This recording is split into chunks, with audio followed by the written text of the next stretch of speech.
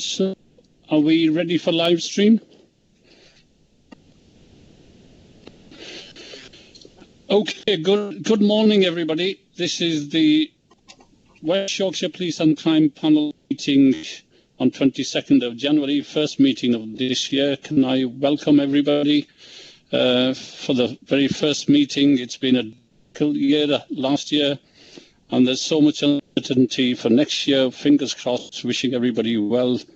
We've all had some sort of sadness in the community, seen some sadness in the community, or friends or relatives this time of year. So my sympathies to everybody who has been a victim or suffered some sort of illness or within the family or extended family or friends. I've been through it myself and lost several very good friends and 2 relatives as well, unfortunately, but that's how it is. So welcome to today's meeting.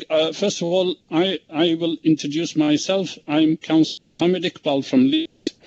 I'm the Chair of West Yorkshire Police and Crime Panel, and I'll be chairing today's meeting. And can I hand you over to Police and Crime Panel Officer Samantha Wilkinson, who will guide us all the way through and also introduce the other attendees in this meeting. Good morning.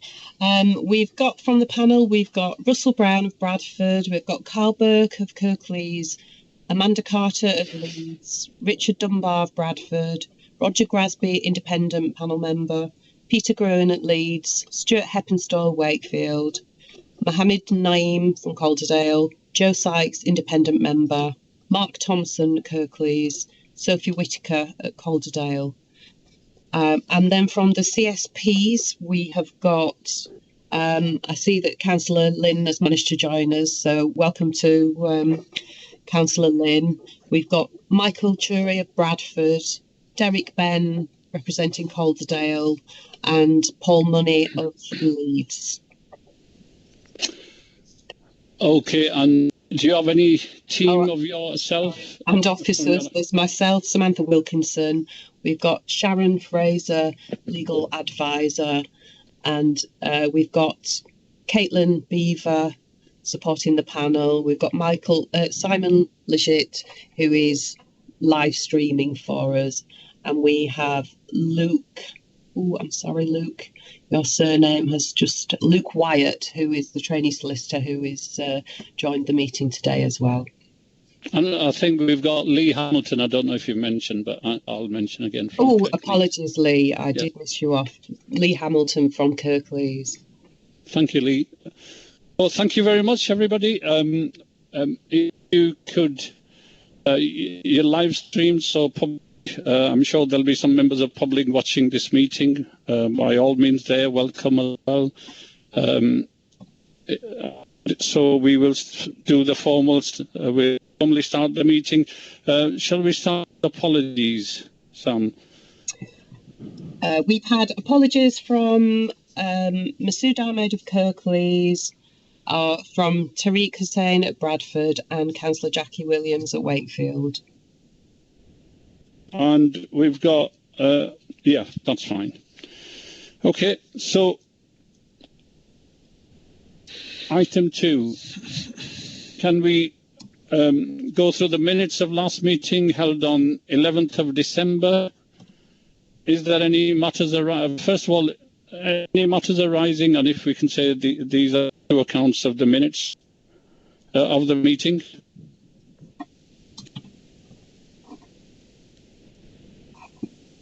Okay, so that's the true account. Silence means that the minutes are true account of the meeting, and any matters arising?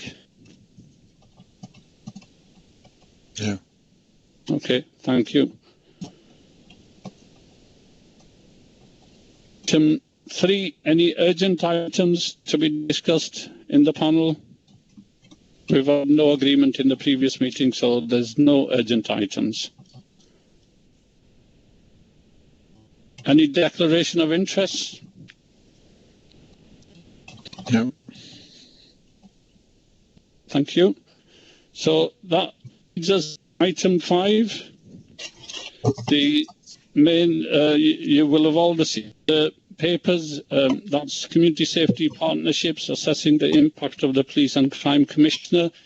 We have invited the Chair of Community Safety Partnerships of the 5 authorities and their support officers. We have 4 people in attendance, which Sam has mentioned.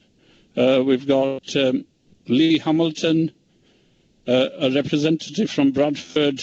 We've got Chief Officer from Leeds, Paul Money, and is Jenny on from? Yes. No. Yes. Yes. Okay. Councillor Lynn has joined. Councillor Lynn as well. Okay. So now this is a very informal meeting. This is to our guests. You know, this is the good news is it's a very informal meeting.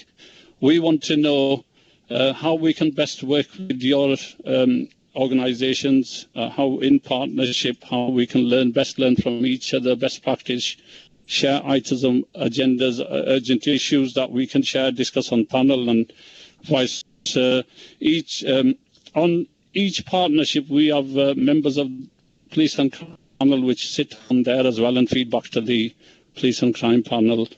And so it's very much about working together and sharing best practice and highlighting issues of concern to respective authorities and bringing it to the Police and Crime panel's meetings and on agenda. So how shall I start with? I'll start with the order I have on the briefing papers, and I think the guests have the briefing papers. So we'll start off with Bradford, if that's okay. And who do we have from Bradford? Sorry. Hi, it's Michael Churley. I'm the Community Safety Lead at Bradford Council. Hi, Michael. So, like I say, it's a very informal meeting. It's about working practice, how you want us to work with you, anything you feel that, we need to raise with the Commissioner. It's similar, sort of, which you've seen the advisory notes as well. So anything you to just go in a bit of information about your panel. Yes, thank you. I mean, it's a fairly positive feedback from our side, I think.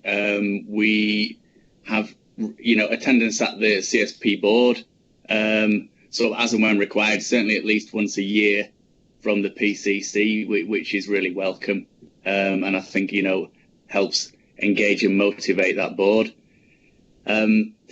The specific things such as, the Safer Streets Fund, which comes through the PCC, which in Bradford, we were successful in gaining some funding for one of our smaller social housing estates where we have, quite a lot of deprivation.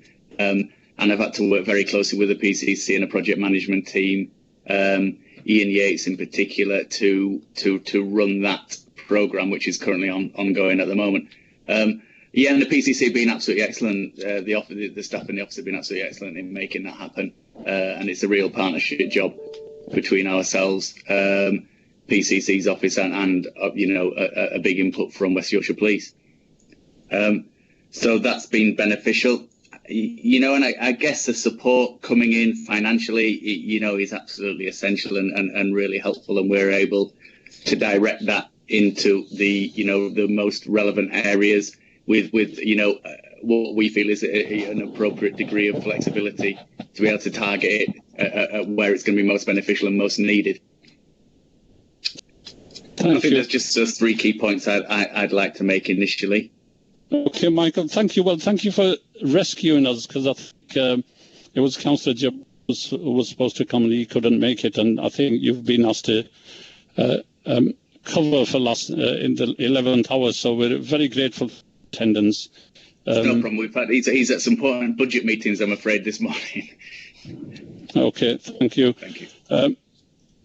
I think what we'll do is we'll hear just brief introduction and a bit about the respective authority, and then if members can ask general questions or direct into each respective authority, that would be helpful. Is that okay with everybody? So now we'll hear from Paul Money. Can I welcome Paul Money, Chief Officer of Safer Leeds in Leeds? Paul, thank you for coming. Yeah, thanks. Thank you, Councillor Iqbal. Good morning, everybody. In terms of sort of overview comments, then I think the reflections from Leeds would mirror, in principle, some of the observations there from our colleague in Bradford. There is, overwhelmingly from a CSP point of view in Leeds, positive feedback for the work that we do in partnership with both PCC and the officers in Mark's office, which is good in a number of ways, isn't it? In terms of the context in which we're all working now. From a Leeds point of view, we're just developing a new strategy for the Safer Leeds exec, where we're going through a process that's involved colleagues from the OPCC around a joint strategic assessment, so that whatever we're moving towards in terms of priority themed areas, then there's an evidence base for that, and the links with the OPCC and of course our wider links with West Yorkshire Police have been very, very helpful in terms of ensuring that the intelligence and information informing that is relevant and accurate. So we're very confident that we're in the medium to long term, our priorities are the right ones through the support around that process. I think in a more practical way, the challenges that we're experiencing in Leeds will be the challenges that colleagues are experiencing throughout West Yorkshire, with a really difficult operational context for delivering community safety services, not least with obviously the pandemic and the challenge with all of that. So those links have been perhaps ever more important in terms of how challenging things are. And certainly in some key areas of business, the support financially around, so for instance, the integrated offender management arrangements, the work we're doing around serious violent crime, all of those really significant and a really effective partnership. In terms of, the challenge, I suppose, for us all is with regards to trying to get funding streams on a medium to longer term footprint rather than the often short term challenge of turning funding proposals and opportunities round. But we recognise that's not necessarily an issue for the OPCC. It's the context that we're working in. So probably that's the working around those funding opportunities is probably the challenging area for us. But from a Leeds point of view, as I say, I think bearing in mind the changes that we're introducing around the strategy, we're very, very well supported by the arrangements within the OPCC and of course the panel as well. Thank you, Paul. And I guess every partnership has a representative from OPCC's office. I know in Leeds we do have a representative. Is that right, Paul? Yes, that is correct. And I think there's a couple of colleagues on the call today. Okay, thank you. And I guess, Michael, is same for Bradford as well. You do have somebody from OPCC's office attending the partnership meeting. Yeah, correct. Okay, thank you. Thank you, Paul. Thank you for the brief overview. And if we hear from Lee Hamilton from Kirklees. Morning, Lee. Welcome. Thank you for joining us. Good morning, Chair. Good morning, everyone. Again, I'm here on behalf of our Chair, Councillor Pattison, at late notice. So, a few points for myself in Kirklees. I would echo my colleagues in Leeds and Bradford. We can only say positive relationships with the office. We feel we've got a strong partnership in place. In terms of attendance at meetings and the points you've just raised, again, we have good attendance at our Communities Board, which is our CSP. Councillor Iqbal, yourself, you attend on an annual basis, and our account manager attends every meeting, so that is welcomed, and the board are thankful for that. In terms of some of the funding that we've received and how that's been used in Kirklees, the majority of that funding has been used to support our ongoing work around gang affiliation and exploitation. And certainly without that additional funding, we wouldn't be able to deliver some of the projects and pieces of work that we have been doing and will continue to deliver. I think it's worth noting that the Communities Board in Kirklees, we are undergoing a review at the moment. So we're looking at our governance arrangements, including our priorities moving forward, and that will include a refreshed communities partnership plan over this next 6 to 12 months. In terms of some wider working and asks with the PCC in general, I think there's work for us to do on some West Yorkshire-based strategies. So some things that are led through the OPCC that can be cascaded down to each authority, and that they're coordinated across the areas. So if you think about our work around modern slavery and having a West Yorkshire modern slavery strategy, down from the OPCC, I would echo the points of colleagues again. Longer term funding is something which I appreciate is difficult, but again, something that needs to be on the agenda.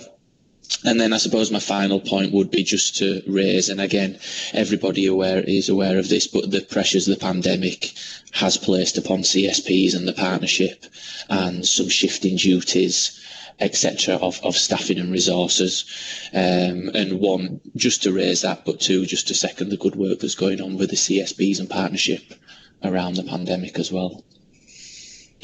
Yeah, thank you, Lee, for your overview. And it is a difficult year for all the authorities, and in fact the government, with all the pressure on deficit, and therefore we have to shift resources here, there, and try to make up everything.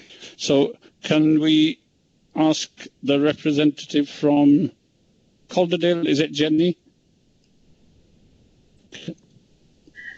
Hello there. Hello, Chair. Yes, thank you very much. I'm going to hand over to Derek in a moment, but I just wanted to say I've only joined the Community Safety Partnership about 3 months ago when I took over the Public Services Cabinet portfolio. But I wanted to just add a sort of personal thanks from a kind of community perspective. I think that the police crime commissioners have done a very, very good job in terms particularly of communicating with people. I think the regular communication with partners and stakeholders about what's happening across the area, about initiatives that are being taken, particularly in relation to some of the work around young people, and also some of the work in tackling domestic abuse and that. I think the communication has been really good, and I would echo the comments which I hope Derek will be able to give you now in terms of the reporting back, because we've been grateful for additional funding that has been made available. And yes, and I think for the general the general attempt to actually gather information about what the community's priorities are in the OPCC, and then to try to respond to it. But I'll hand over to Derek, if I may. Thank you. Yeah, thank you, Councillor. Good morning, Chair. Good morning, everybody. Thank you, Councillor Lynn. I won't repeat what Paul and Michael have said and Lee have said, Chair. It's ditto for Calderdale in some ways. I think these are incredibly unprecedented times. But as Councillor Lynn has said, we've got a new co-chair of our Community Safety Partnership. We've got a new district commander, although Sarah Baker is very familiar with Calderdale, having been the superintendent in that district. For me, these are, as I say, unprecedented times, and I think we would be amiss if we didn't take the lessons learned that's coming out of this pandemic and rethink the way that we set up and have our governance arrangements in Calderdale. I think we've seen the strength of partnership working through the COVID pandemic. I think, as I said yesterday, the day before on our Community Safety Partnership Forum with the PCC's office, we're seeing now more visibility on the streets from what we call the extended patrol family than we've ever done at any other time, certainly in recent years. So I think there's an opportunity here to take stock in terms of how we've done delivery during this period of time. and to make sure that we retain the good practice that is emerging. The links with the PCC's office are incredibly strong within Calderdale, as they are with the rest of West Yorkshire. We're linking incredibly well with our partners, and I think we now are maximising the opportunity to do that cross-border work. So, obviously incredibly challenging times, as you said in your opening address. People have seen personal loss.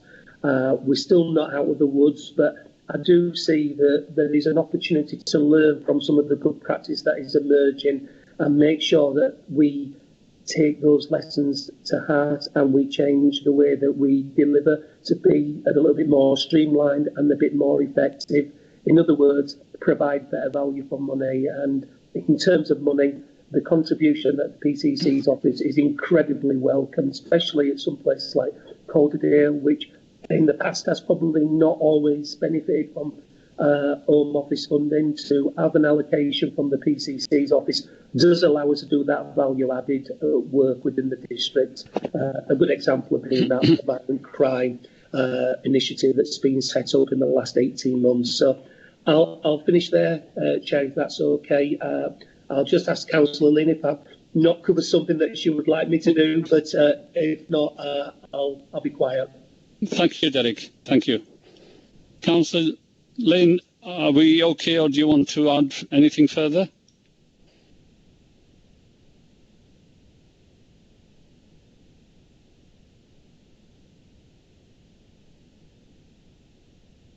Okay. Well, yeah, Derek. Yes, Chair.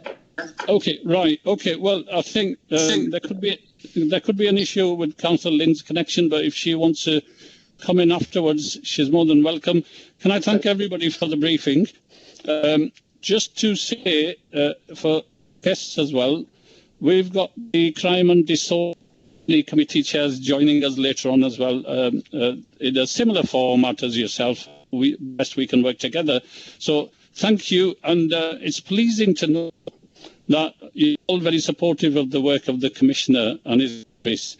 And some police and crime panels in the country, their commissioners don't attend the panel meetings. So yes, it's good to hear the positive, but we want to see the gaps, Yes, I know the Commissioner has been working with all the respective partnerships, but is gap feel we need to raise and scrutinize?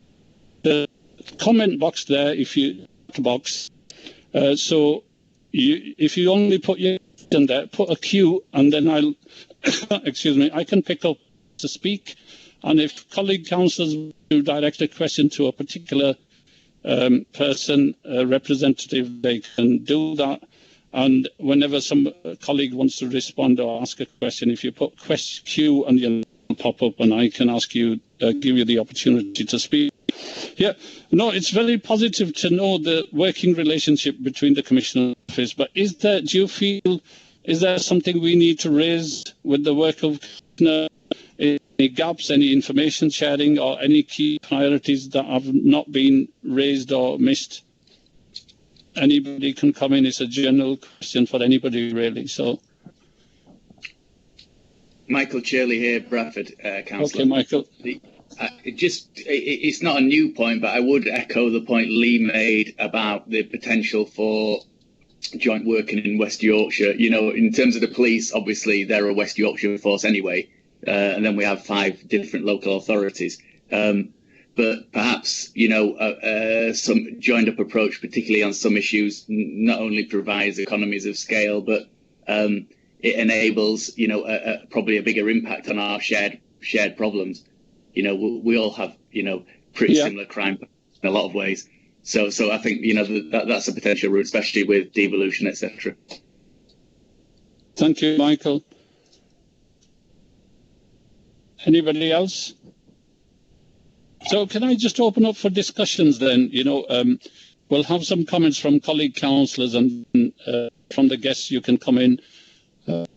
Paul supports Lee's sentiments about joint working partnership. Yes, I think on common issues. Yeah, when you've got, especially drug dealing, they cross borders, don't they? What's the special word? And they share county lines and other drug-related issues with neighbouring bodies. I think a joint approach would be very useful and beneficial. So we've got Joe Sykes who wants to ask a question or comment. Question. Thank you, Chair. Good morning, guests. It's really pleasing to hear from you and to hear about the work that's happening in districts. You've made reference to some potential for joint work across West Yorkshire. Obviously, the democratic picture changes slightly in May, or substantially, in terms of the introduction of the West Yorkshire Mayor's Office and the transfer of responsibilities to that office around policing and crime.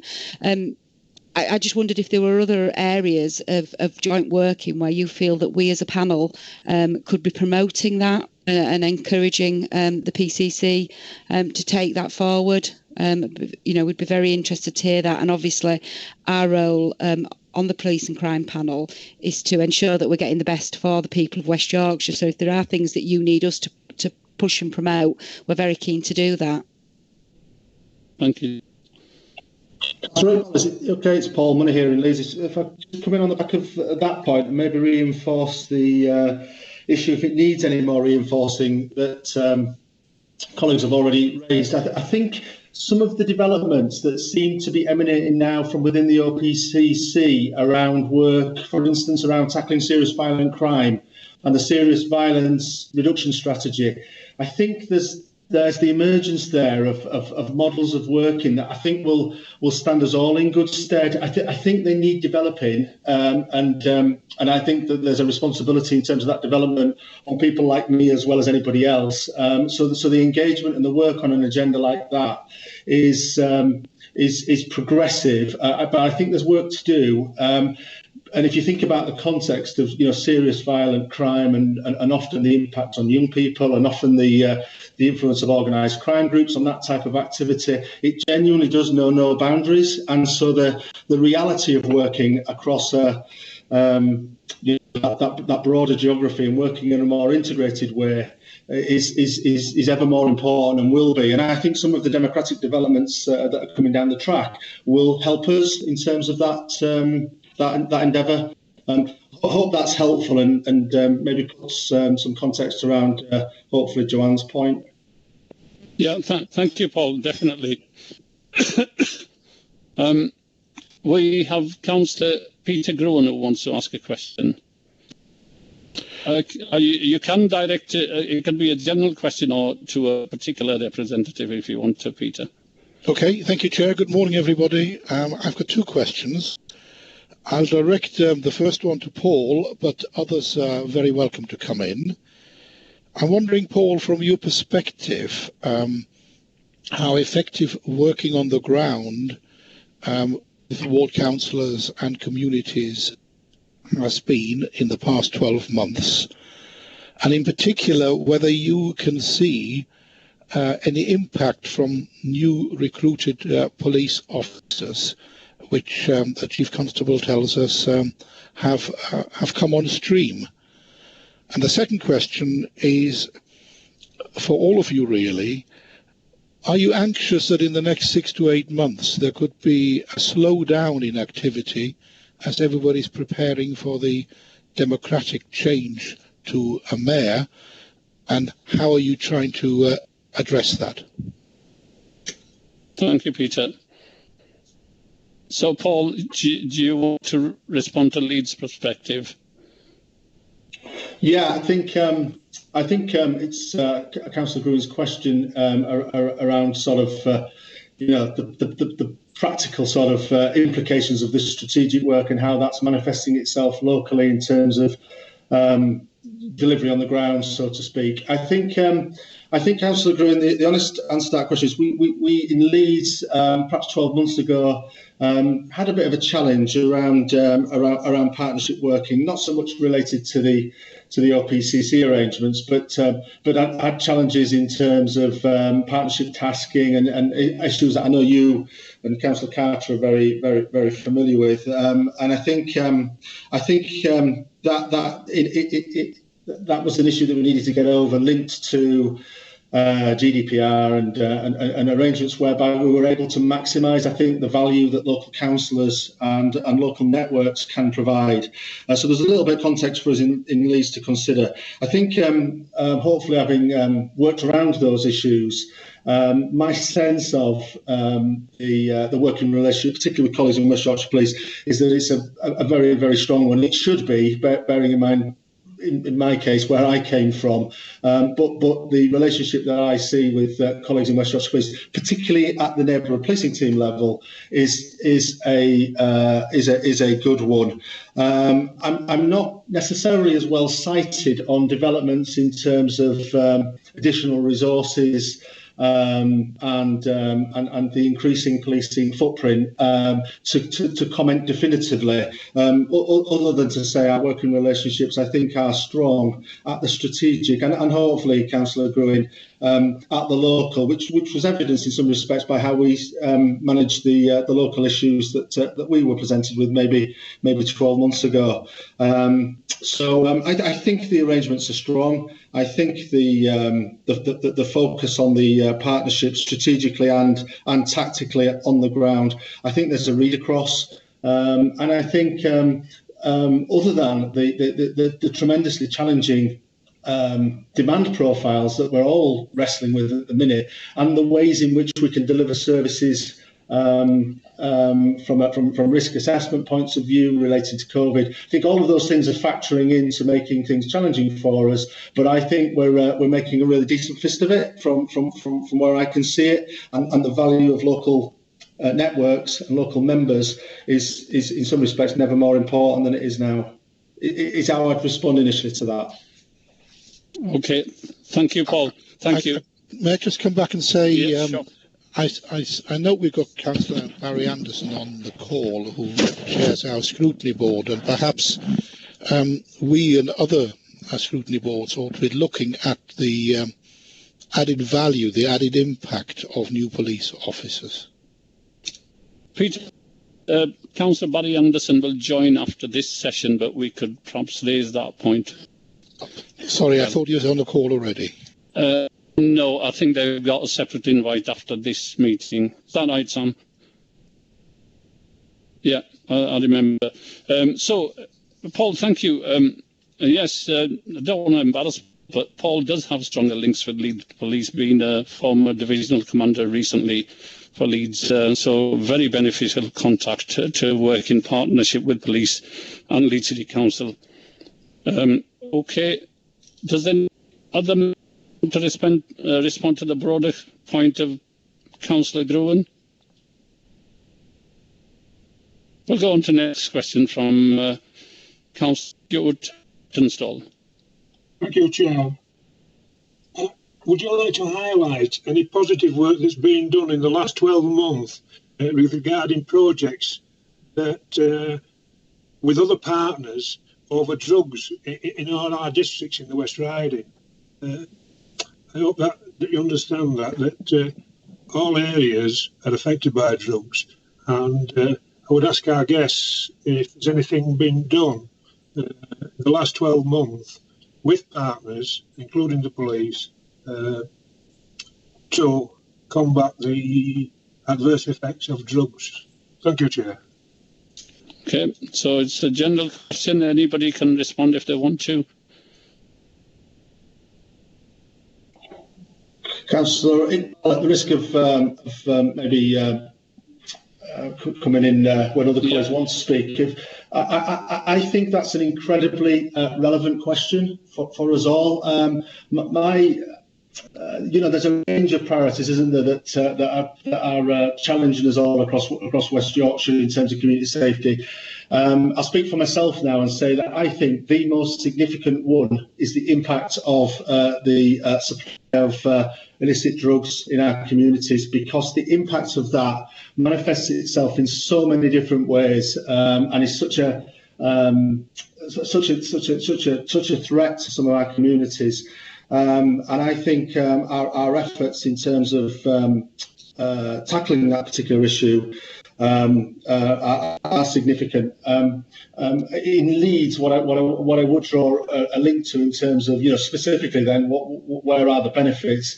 I think the link with the multi-agency safer anti-social behaviour team and the local officers, and often this isn't specialist officers, it's local neighbourhood officers who are responding to community intelligence about the use of drugs, and the way that we can share the burden in some respects of tackling these issues, whether it's through police enforcement tactics, through criminal legislation, or whether it's through council opportunities around civil opportunities with house closures and injunctions and that type of activity.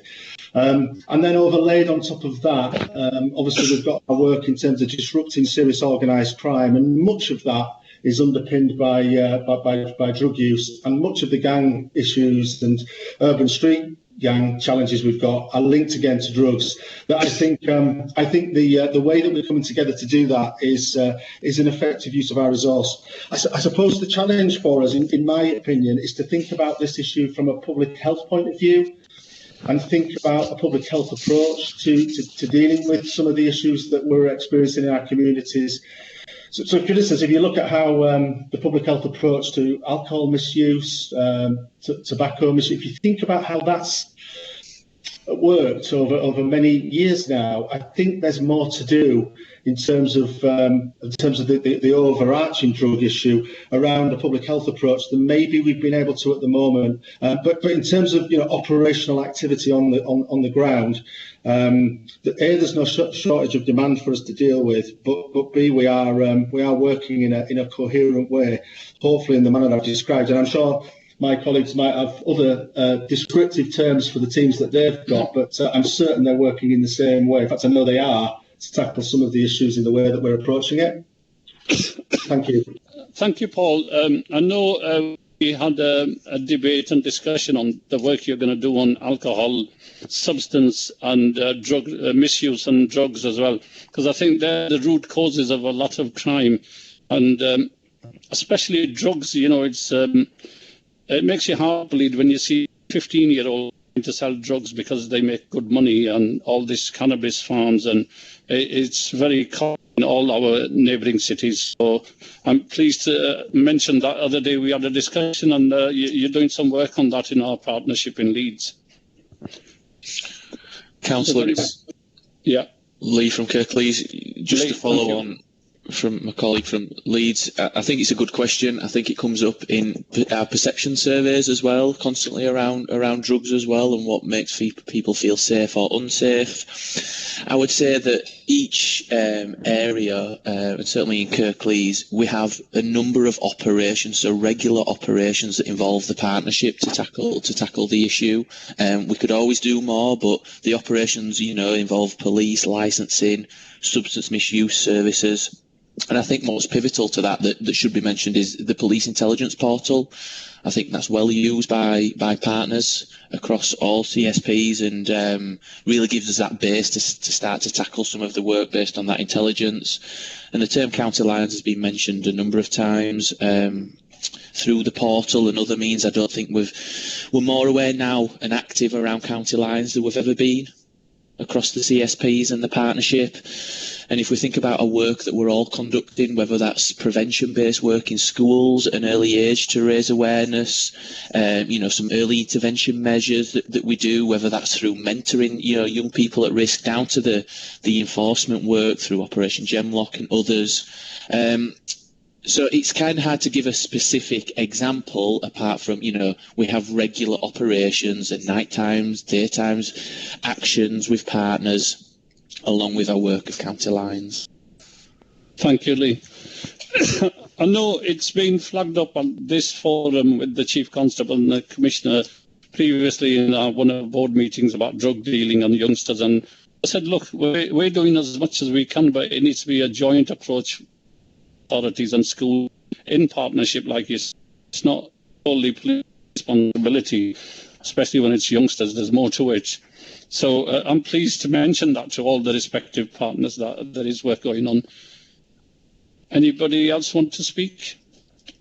So we'll take a question from Sophie Whittaker. Councillor Sophie. Thank you, Chair. My question is around antisocial behaviour. The panel, as you know, has spoken a lot about antisocial behaviour, and there seems to be, I suppose, some kind of discrepancy between the assurances of the Police and Crime Commissioner and the anecdotal evidence of some members of the panel. I just wondered whether any of the community safety partnerships have the same sentiments, or whether they feel that antisocial behaviour is indeed improving across the district. Thank you, Chair. Thank you, Councillor. I know antisocial behaviour has increased recently during the lockdown with people being at home and kids out. So does anybody want to respond to that? I can give a bit of a picture of Bradford if you like. Okay, Michael. We know that antisocial behaviour in this 12 months to September 2020 increased by 8% on the previous year, on the previous 12 months to September 19. There's been some changing patterns during the pandemic, and our increase has been largely driven by vehicle, motorcycle and quad nuisance. Actually, when you drill it down, youth-related antisocial behaviour has actually decreased by about 10%, and noise complaints to the council have gone up. You know, as more people are spending time at home in more concentrated times. So certainly the pandemic has changed the dynamic of our antisocial behaviour, but it was interesting that I thought those two things are it's vehicle, quads, motorcycles that have caused a lot of the complaints, and B, the youth stuff has actually gone down. Okay, thank you. I can add some points if you want, Chair. Lee from Kirklees. Before you come in, can I just welcome the scrutiny chairs who have joined the meeting now? They're listening to our debate, so thank you. We'll do the introduction afterwards. So, Lee, come in, please. Yeah, cool. My colleague from Bradford, I would agree with the question. Antisocial behaviour I would feel, is an underlying issue that affects all communities and all CSPs, and we know that it leads to wider issues and that trajectory of young people who may become involved in antisocial behaviour, and then that leads to, gang affiliation, serious violence, etc. It's the underlying cause. I would agree with Bradford around the changing patterns, and we've seen a similar changing pattern. I think it's difficult to say if it's improving or getting worse because of the pandemic, because again, as Bradford has mentioned, there's been a little bit of a shift in the antisocial behaviour that's been reported, increase in noise, the use of motor vehicles, large groups gathering that is against COVID regulations, etc. I think one area that I would say that antisocial behaviour generally is underfunded. And it's a subject area that is underlying, as I've said, but is underfunded in comparison to other themes that we have as priorities across the partnership. Thank you, Lee. Does anybody else want to comment? I know your Bradford colleagues have been talking about antisocial behaviour and doing some work on that in this panel. Councillor, just from a Leeds point of view, I'd agree. Yeah, I'd agree with the the prevalence of things like motor vehicle related ASB. It comes in various different forms, from kind of big vehicle gatherings, ride out type events, right down to the issues colleagues have talked about already. Trials bikes, quads, and the like. So there's a challenge there. There's a tactical challenge as well in terms of responding to that kind of issue. From a partnership and a policing point of view, it's that there. I think the opportunity for us is to work ever more closely with elected members and our local networks to identify proactively who the individuals are in that, and start to think about the use of things like injunctions to proactively try to get on a more proactive footing to tackle some of those issues. So the development of community intelligence, I think, is something we're trying to focus on, because most people in a local community know who's involved in that type of activity, so maybe not necessarily feel able to communicate that. I think the other thing around ASB that we've seen in Leeds is an increase in neighbour disputes. probably linked to COVID in some respects, because a lot of the calls are about next door neighbour, might be noise related, it might be a gathering, but a lot of demand is being generated through neighbour on neighbour issues, and a lot of those issues, there's often maybe a bit of a legacy around neighbours who don't get on in the first place, but it's manifested itself in the COVID context in terms of more demand for resources to respond to. But other than that, I would very much concur with what my colleagues have already said. Thank you. Yeah, Thank you, Paul. Just to add to that, probably endorsing a little bit about what people have said, but in some ways, your response to antisocial behaviour is your first line of defence, if you like, against in the fight against crime. And if especially young people are able to get away unpunished with regular acts of antisocial behaviour, then essentially it's more likely that they will progress into other forms of criminal activity. Thank you, Michael.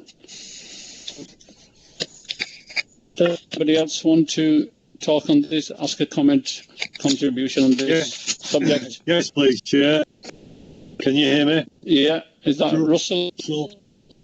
Yeah, just to go on to the vehicle antisocial behaviour, being quite a rural ward, we've had lots of trouble with the quads flashing around and doing all sorts of damage. And more recently, we've had some sort of fairly dedicated off-road four-wheel drive vehicles that have been going around damaging, local football pitches, ploughing up farmers' fields, breaking gates, letting stock out, and crashing into vehicles. In fact, I think we've had a police vehicle that was rammed to bits after they got it stuck. So, I mean, they do need to be chased up. But I think one issue for us is that our local police don't have vehicles that can actually get to farms and outlying districts where this antisocial behaviour is going on. So, in effect, it's out of police control. So, we're trying to talk to people, see whether we can get some vehicles for the police to get after these people. Thank you. Thank you, Councillor Brown. Any response or contribution before I go to the next question from Councillor Sophie Whittaker? Chair, I wonder if I could come in. Sorry, I just tried to send you a message and I didn't. No, I've seen you, Amanda.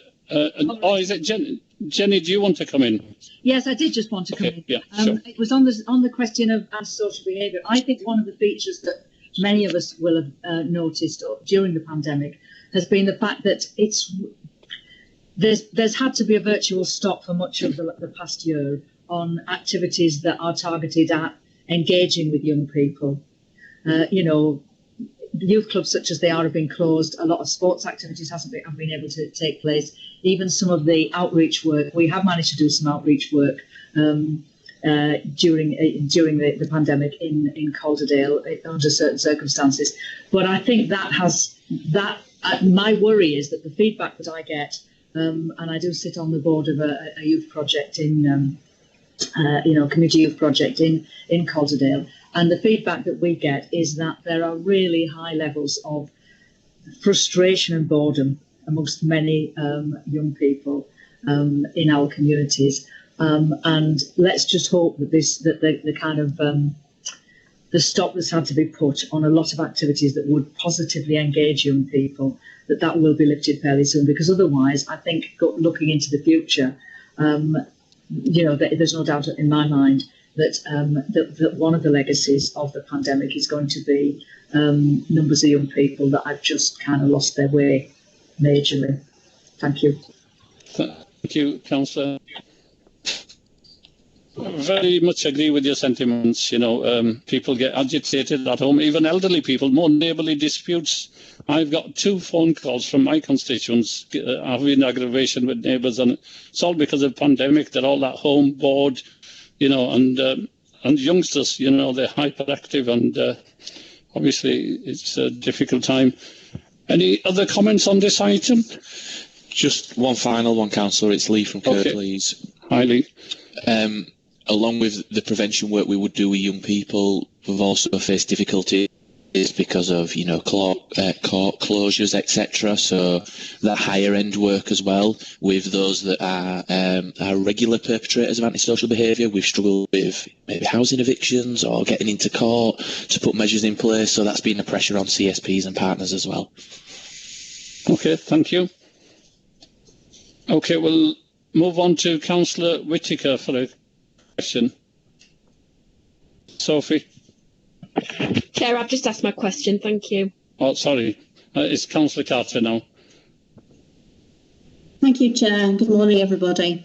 I just wanted to pick up on a point that Paul Money made about drug use and combating it, and perhaps getting public health more involved.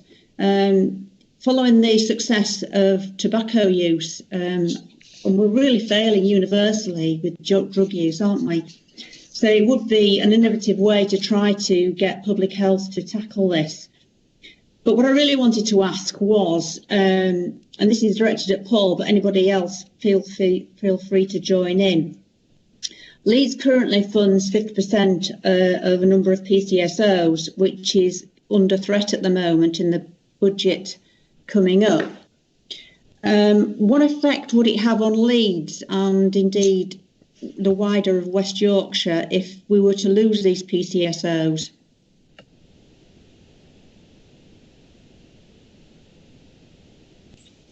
Councillor Carter, was that a question for me specifically? Yeah, Councillor Carter's asking Leeds' perspective, yeah. Because I don't think other authorities fund their neighbourhood police officers. Well, I wanted Paul Money to respond, but also it will obviously have an effect on the rest of West Yorkshire. So if anybody else wants to come in, please do. Okay, Councillor Carter, I'll just try and put a bit of context on that for colleagues who might not quite be aware of what you and I are now talking about. So we are.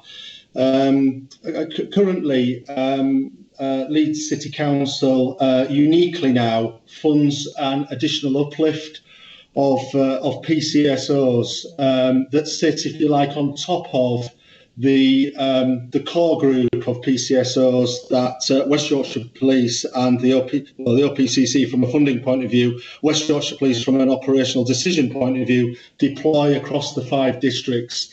So the core group of PCSOs is deployed in accordance with the demand modelling framework, which sees hopefully, as fair an allocation as you can get. What Leeds has got currently that's different from everywhere else is this additional funded uplift, which amounts to just less than 37 additional FTE PCSOs. And as Councillor Carter has indicated there, as part of Leeds's attempt to balance the budget, for want of a better description, then some quite difficult and challenging implications are presenting as options moving forwards.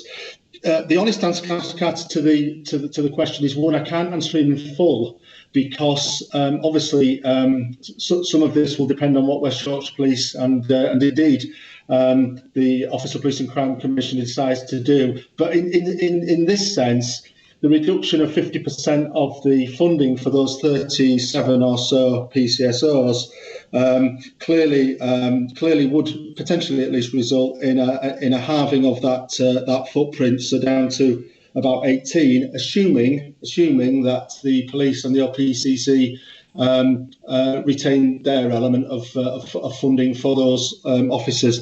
It would be my understanding, Councillor Carter, that the 50% of that 37 or so, let's say 18, would then be redeployed on the policing resourcing framework. It's called the NRM, the National Resourcing Model. So they would be deployed into the districts on a demand basis, very much like all the other policing resources are deployed. But that would only be my understanding. Clearly, there are options and discussions to be had, but I'm not aware at this stage of what the intentions of the OPCC or indeed West Yorkshire Police are if the proposal is progressed and the funding's withdrawn from Leeds City Council. I hope that's answered it as fully as about all I can say really in terms of the context and the likely consequences of it. That's helpful, Councillor Carter. Thank you, Paul. Councillor Carter, are we okay with that? Yeah, no. Go back on that, please, and ask what effects in terms of crime levels and how the PCSOs support police and crime at the moment.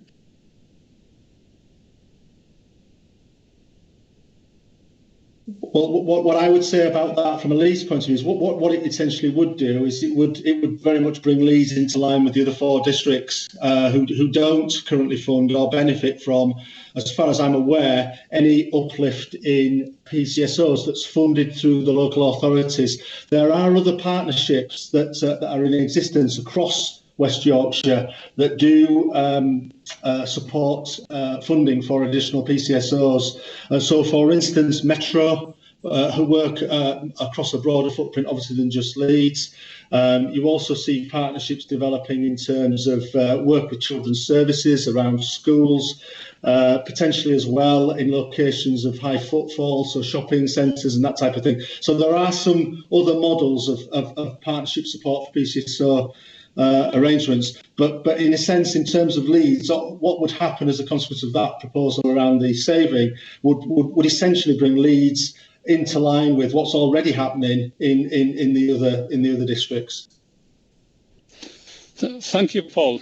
Thank you for the response. And does anybody else want to ask any questions, comments, or the guests? Any contribution from the guests?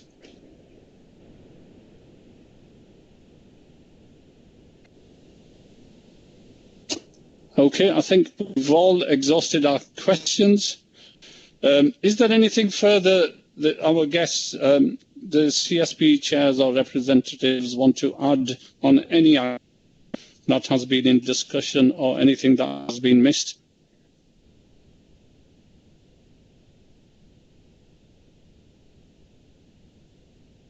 Okay, silence means we're okay with that. Is there any suggestions for the panel from the partners, CSP partners, on anything we need to do?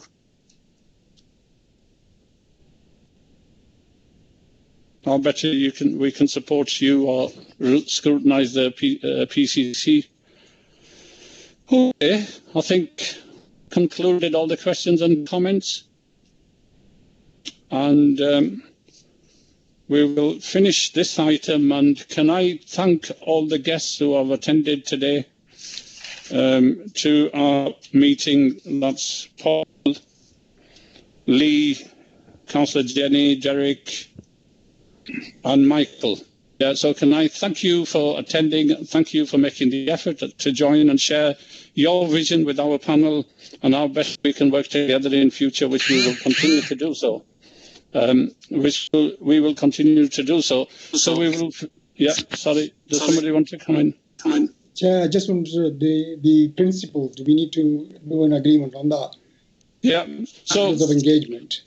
Yeah, that's the appendix to name. Appendix A, the principle of agreement of the items here. We're all in agreement.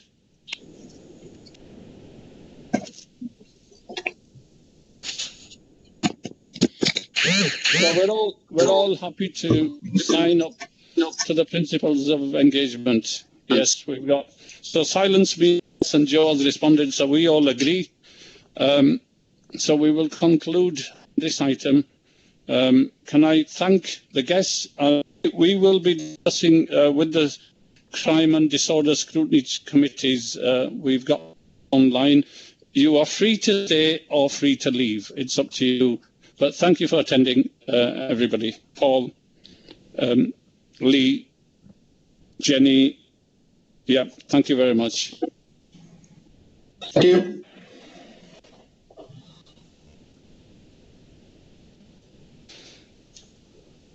Okay, thank you. So,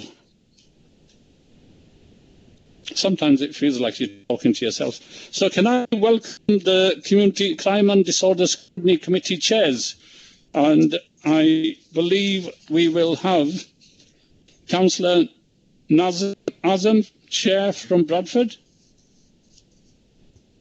Hi, Nazim.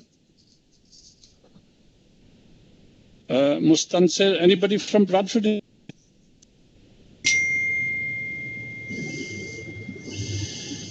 can't see anyone from Bradford on the participant list. We were expecting them, but I can't see anyone there. Okay. I can see Barry Anderson from Leeds. Thank you, Barry. You're welcome.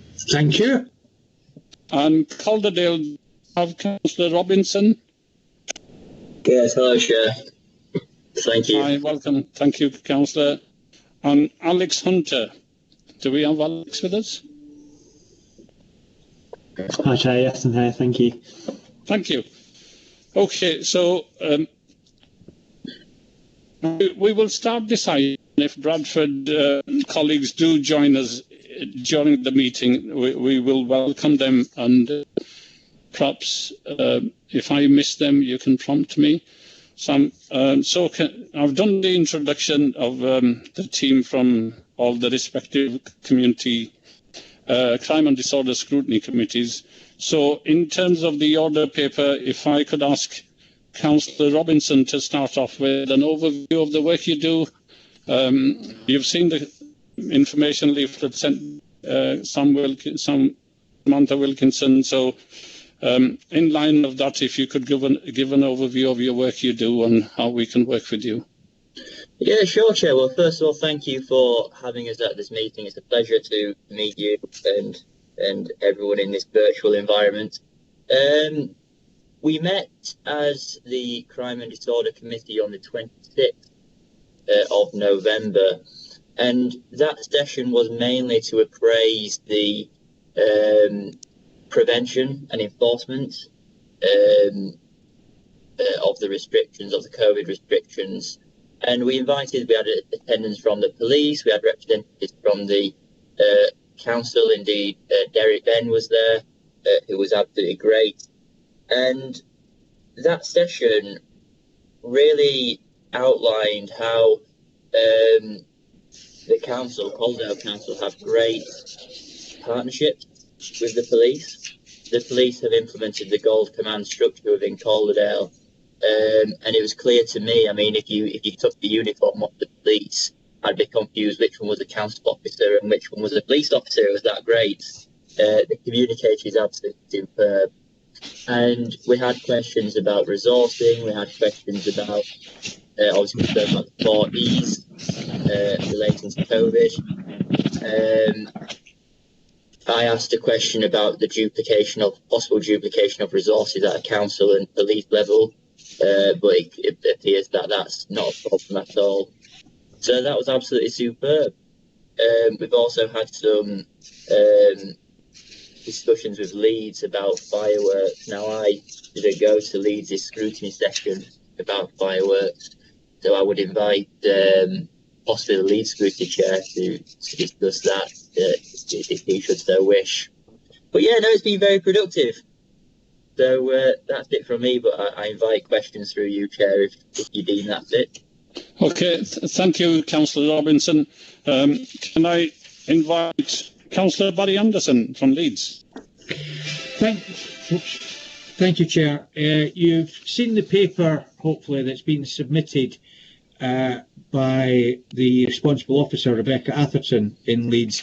But the things that I would bring to your attention is that this year we have looked at fireworks. Now, why pick on fireworks?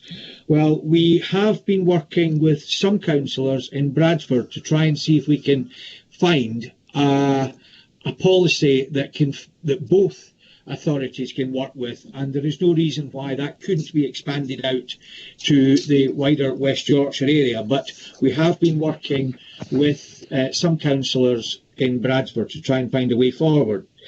We've also, as has been said, we had when the pandemic came down, as the scrutiny chair, I was kept fully informed by officers as to what was happening, and as a result of coming from that, we then brought a paper to our scrutiny board looking at a number of issues that both locally and nationally were of serious concern: rough sleeping, domestic violence, and antisocial behaviour. One of the issues that is outstanding, and we need to do a lot more on it, is the issue of speeding. And we've not yet been able to address that properly, because it the can keeps getting kicked down the road. So maybe one thing that this panel could do is to write formally to me and say, you know, we've heard the concerns about road safety. You know, the commissioner or the panel think that this should be a greater priority, because we are doing our best to escalate it up in Leeds, but we are being blocked in some of the things that we're doing. And probably we also looked at nitrous oxide, because there was a lot of social media movement on that, and one or two areas within Leeds did have a problem. We looked at that, but we decided that we would leave that alone until the government were clear as to how they were going to deal with nitrous oxide. And the other thing that we have done is we've looked at the review that was carried out of our Leeds antisocial behaviour team and how successful that's been at bringing forward the new triage way of dealing with it. In terms of how we can work better with our strategic partnership, well, for example, there is a report coming to, as already been referenced, to the exec board, and I have no doubt that they will be bringing that to scrutiny after it's been signed off. Whether it would have been better to have done it as a pre-decision inquiry or not, well, you know, that's different people's opinions. In terms of which way could the panel better support or influence things, you may already have this, but I've not seen. What suggestions are you making for more effective scrutiny once the mayoral authority takes on responsibility for this? Because, you know, you may feel that the police and crime panels have been a fantastic success, and there isn't a lot more that you could do, but that would help us, certainly locally in Leeds, because we would know how we could feed into it in a more structured way and get referrals back down from the mayoral authority to areas that they would like us to look into on behalf of Leeds. And equally, we would then have a way of interacting more with scrutiny. So you've got the two scrutiny teams working in close community together. So I'll leave it like that. There is a lot more I can say, because this is an area that we do take very seriously in Leeds, but I'm open to questions on anything that I've said or anything I've not said that you would like me to clarify. Thank you, Councillor. And I'm sure you will have the opportunity to comment on anything you want to add in your overview of the work we do, or what we can do in order to work together and scrutinise the PCC's activity. No, road safety has been mentioned in our meetings by Councillor Carter with the Commissioner and Chief Constable, and emphasised that it needs to be looked into, as I said, one of the priorities. So have we got anybody from Bradford yet? No, okay. Sorry, no. Okay, thanks, Sam. So can I open up to questions and comments or contributions directed to individual persons or in a broader term to anybody to respond, and everybody will have an opportunity to speak or respond or ask questions. Any comments from colleagues?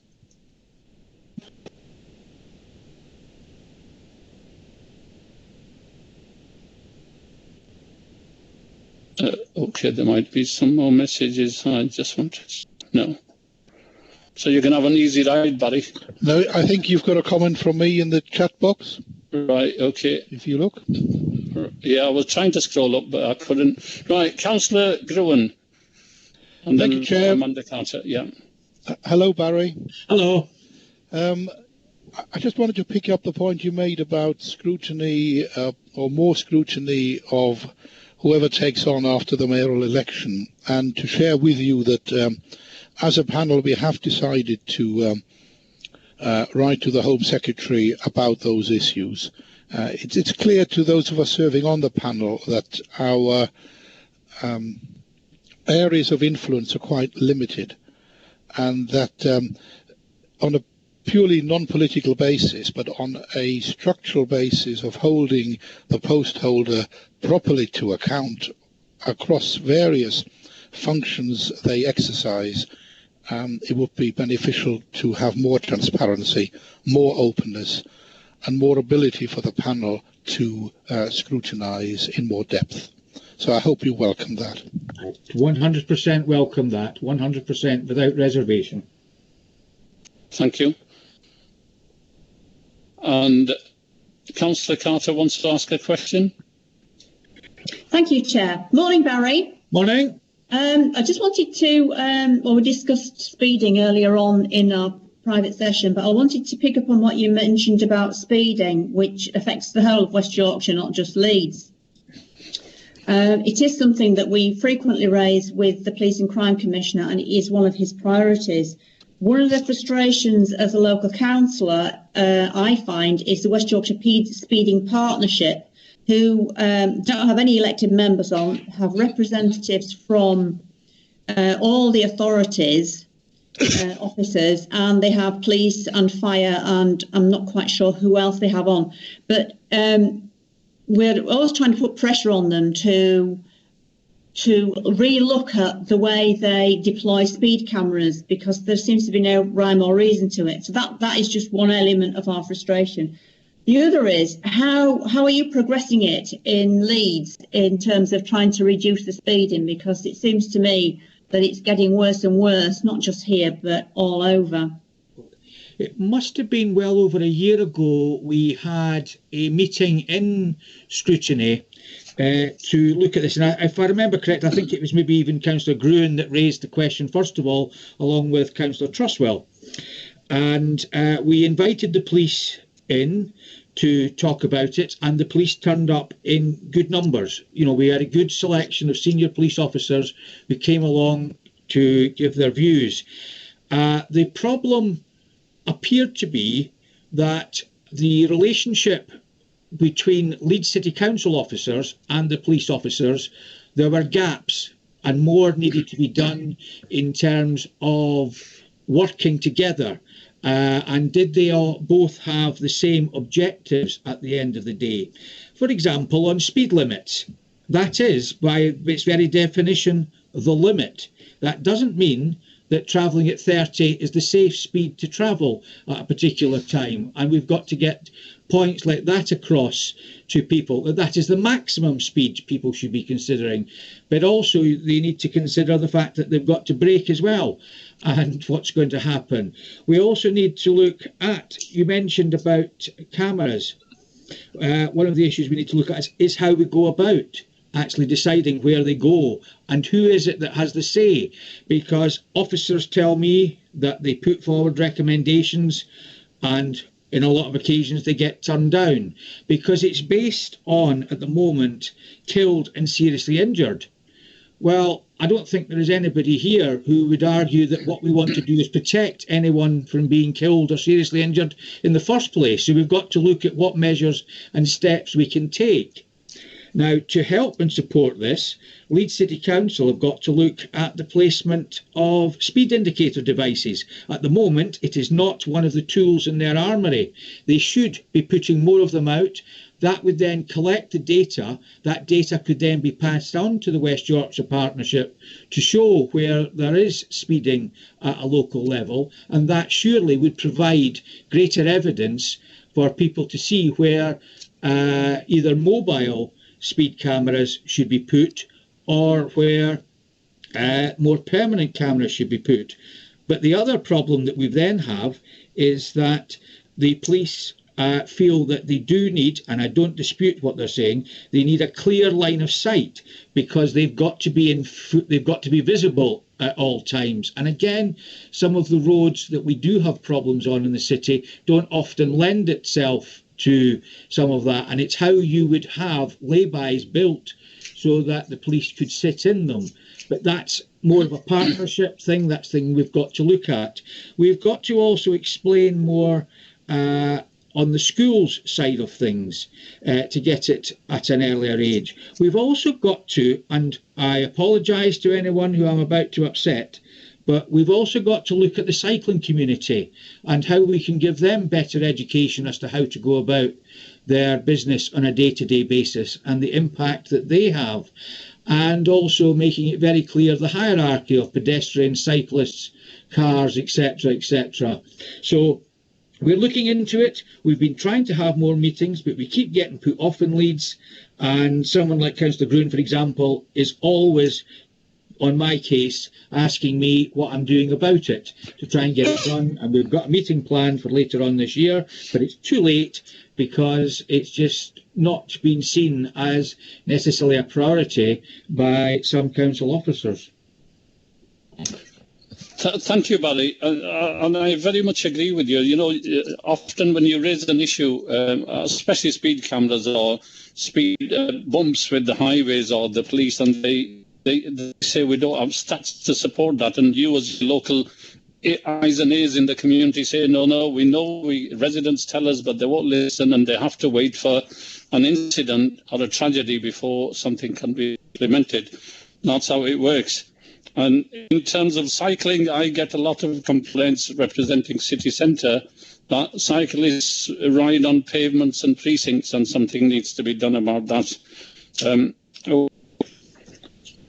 So can I open up for any comments or comments from anybody?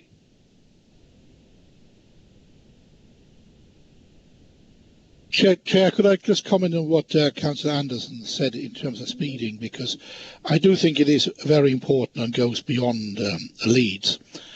We have discussed in our scrutiny board, for example, the imposition of 20-mile-per-hour zones. And I think sometimes, collectively, we politicians are remarkably short-sighted. And officers, highest officers think you paint a few 20-mile-per-hour signs onto the road, onto the tarmac, and you put a few repeater signs up, and eureka, you've got a 20-mile-per-hour zone. And of course you haven't, because unless you change fundamentally the environment of that street or of that zone to indicate to drivers and to pedestrians and others that it has changed, it is different, nothing will happen. People don't automatically go at 20 miles per hour because a sign says so.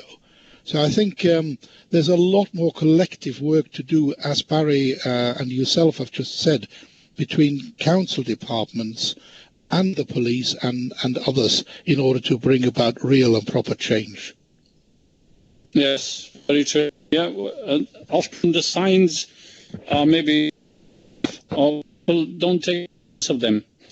And the issue is less. So, other comments or questions? Anybody? So, Barry, Chair, could I just come in? Yeah, Councillor Carter. Yeah, one of the things that I find, and my son's just learnt to drive, so it's been highlighted to me, is that driving instructors and people who test people for driving are always telling them, oh, you must drive up to the speed limit. And of course, that isn't always safe because, like you say, it's the maximum speed that you can drive. And quite often road conditions, traffic conditions prohibit that. And also, if you're on a rural road and it's 60 miles an hour, you shouldn't be driving at 60 miles an hour. You should be driving to whatever it's safe on that road. And that isn't emphasised enough to young people, and they think they've got to drive up to the speed limit. And I think that is a massive problem because that just proliferates the issue of speeding. Yeah, very much so. And that's a very, very good line of saying that is the maximum number. It doesn't mean you have to, it doesn't mean that it's safe enough to drive for that limit, but it's the maximum speed limit. And rural streets, the roads are very narrow, and you have cyclists there, and the speed limit's 60, which is not very helpful, very dangerous. We've got Councillor Mark Thompson. Thank you, Chair. I'd agree with Amanda reference to the driving lessons and driving tests, but if you've been on as many driver awareness courses that I have, then they do teach you about driving in the conditions suitable rather than the limits. So maybe some of what's taught in the driver awareness courses needs to drip down into the instructors and the examiners. But the other thing was reference to joined up information with speeding. What I've noticed over the last few years is the SIDS, the speed indicator devices, local councillors, local information, and also the vans that are used, or the mobile camera, speed cameras. There's not much joined up information there to prove cases. It's what I find is if I put a complaint in to the police that we need to have a project in place in the local area because there's an awful lot of speeding. The camera vans turn up at commuter time, so they always turn up at breakfast time and at 4:35 o'clock. And issue a few tickets to commuters, which is not what we requested. What we were requesting was late night camera vans in particular areas for the rat runs that we experience on people that are in high performance vehicles late at night, racing at the other side of islands on the road, etc. That's where we need to capture these people, because obviously late night, high speeds, groups of cars, we could be capturing other things other than just speeding. And there doesn't seem to be any cooperation, or very little cooperation, when we're putting this information in. And the police always tell me that they don't often get or request the information from the SIDS that'll prove our point. So that's a couple of observations that I've had over the last couple of 3 years. Thank you, Chair. Okay, thank you, Mark. Any comments or response?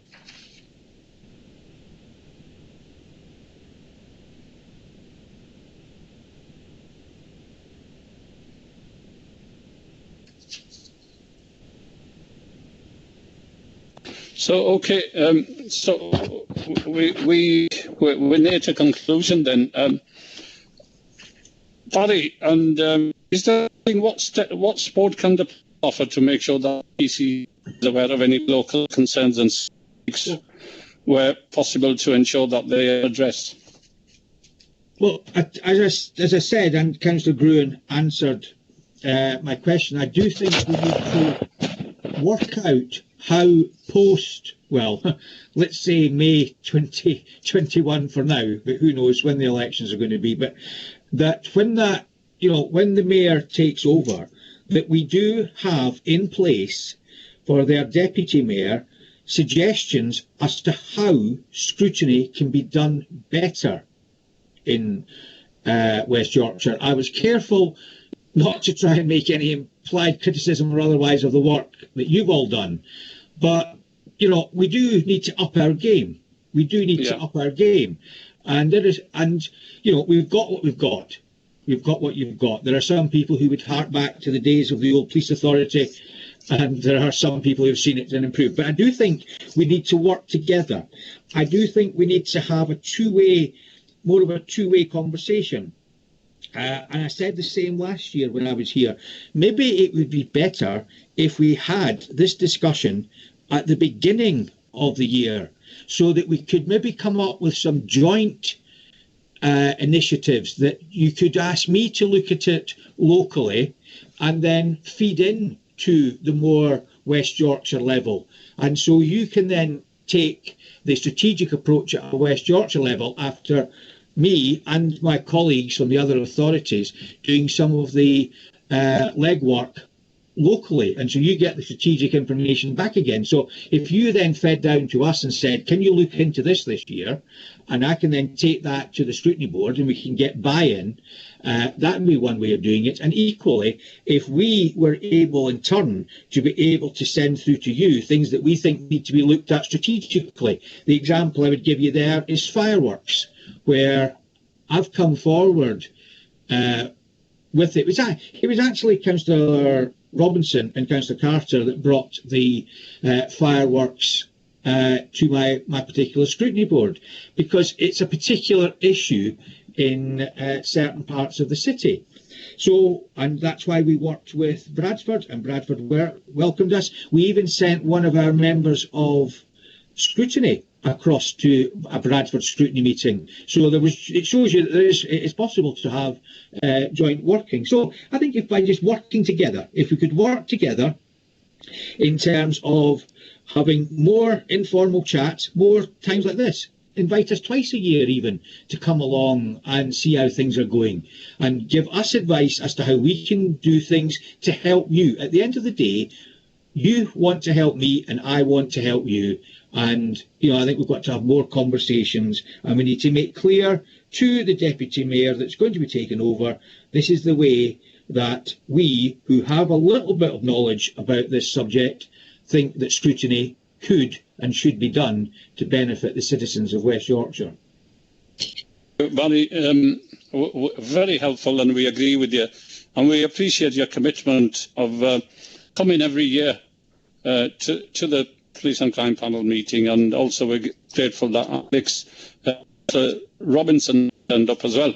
So, are we all okay? Any other comments or contributions before we conclude? So, can we sign up to the principle of agreement for this document? Are we all in favour? Yes, Chair. Okay, thank you. And silence means agreement as well. Okay, Barry and Councillor Robinson, can I thank you for attending today's meeting? We don't have much on our agenda afterwards, so you are okay to leave now, and thank you very much and have a good year. Hopefully keep safe. Thank you. Thank you very much, Chair. Thank you. Thank you. Thank you. Bye-bye.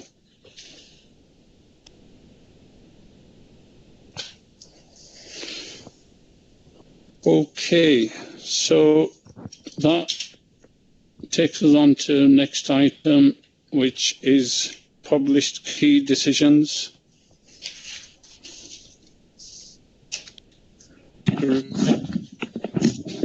Observe. And next item, silence means we're okay. So then we go on to agreed action law.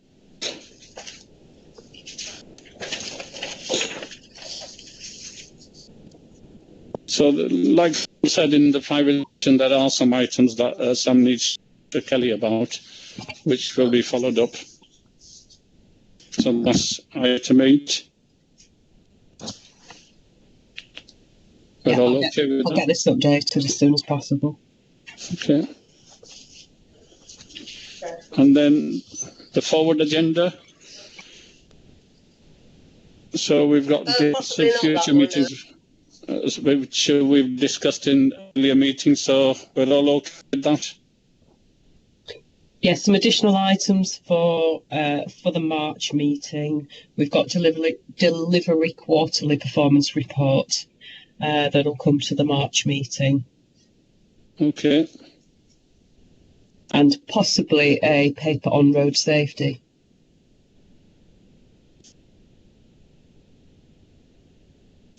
Okay.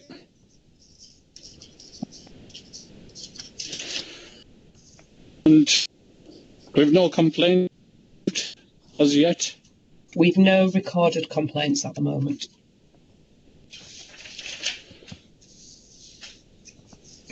I have to pause for a few seconds to make sure nobody wants to come in. Then that takes us to any other business.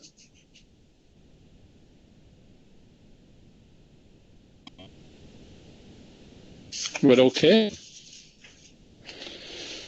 And then that leaves us to item 12, final, the date and time of We'll have the private session at 9 o'clock again. Please ensure that you come on time. Important meeting, 5th of February, and that's it. Okay, can I thank everyone for joining today's meeting? And for the first time since I've been the chair, we've finished early. So thank you, everybody. Okay, thank you. Okay. Thank you, Chair. Thank you. Bye, everybody. Stay safe. Take care. Thank you. Bye. Bye. Goodbye. Thank you. Bye, everybody. Take care. Bye.